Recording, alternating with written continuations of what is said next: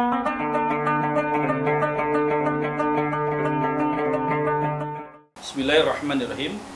Assalamualaikum warahmatullahi wabarakatuh. Alhamdulillah, alhamdulillahillazi unzila fihil Qur'an fi syahri Ramadan hudal linnas wa bainatun minal huda wal furqan. Asyhadu an la ilaha illallah wahdahu la syarikalah wa asyhadu anna Muhammadan abduhu wa rasuluhu wa la nabiyya ba'da. Allahumma sholli wa sallim wa barik ala sayyidina Muhammad wa ala ali sayyidina Muhammad. Sobat budaya yang dirahmati Allah Subhanahu wa taala, patutnya kita bersyukur pada Allah Subhanahu wa taala. Kita masih diberikan umur yang panjang, kita masih diberikan kesehatan oleh Allah, sehingga kita bisa menjalankan ibadah puasa dengan sebenar-benarnya. Sobat budaya yang dirahmati oleh Allah Subhanahu wa taala, ada suatu ketika Nabi Muhammad SAW sedang bersama malaikat Jibril di hari Idul Fitri, tepatnya di tanggal 1 Syawal. Suatu ketika malaikat Jibril alaihissalam mengatakan kepada Nabi Muhammad SAW, "Ya Muhammad, di tanggal 1 Syawal ini, di hari Idul Fitri ini, aku ingin berdoa kepada Allah Subhanahu wa taala. Aku yang berdoa, engkau yang mengaminkan." Dan doa ini diaminkan oleh Rasulullah SAW. Masyhur di kalangan ulama, doa ini menjadi doa yang sangat luar biasa, tidak bisa tertolak oleh Rasulullah SAW. Dalam artian kata, doa ini selalu pasti terijabah oleh Allah Subhanahu wa taala, karena yang mendoakan adalah malaikat Jibril dan mengaminkan adalah Nabi Muhammad SAW.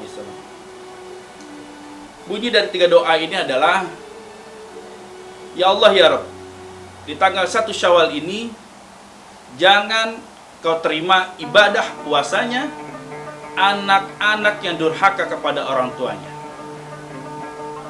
Kita perlu mengetahui bahwa Allah memberikan satu garis, suatu batasan, suatu perintah tegak lurus, bahwasanya jangankan durhaka kepada orang tua, tetapi Allah memberikan larangan yang paling kecil saja, wala taqul lahum uffin, jangan berkata ah.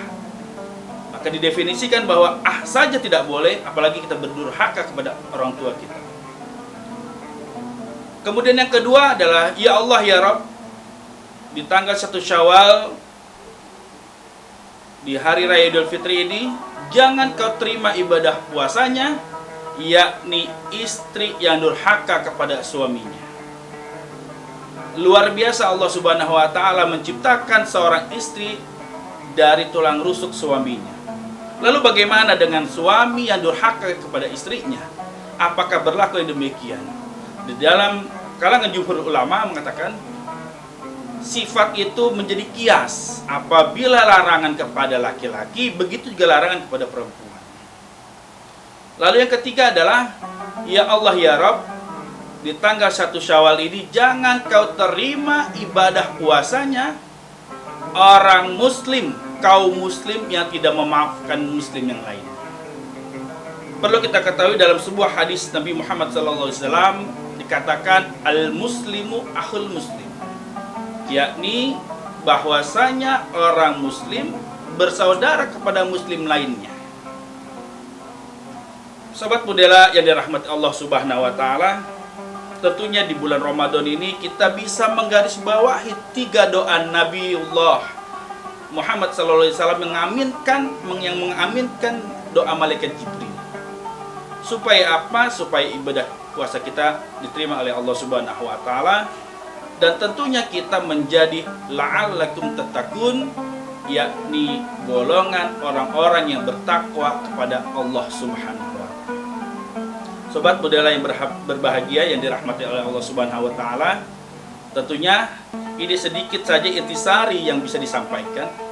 Semoga menjadi pedoman tegak lurus untuk seluruh kaum muslimin dimanapun berada, supaya kita senantiasa menjadi anak-anak, menjadi anak yang selalu patuh dan taat kepada orang tuanya walaupun orang tua kita telah wafat. Yang kedua, mengambil intisari dari doa yang kedua Nabi malaikat Jibril alaihissalam, bahwasanya pasangan suami dan istri harus saling melengkapi.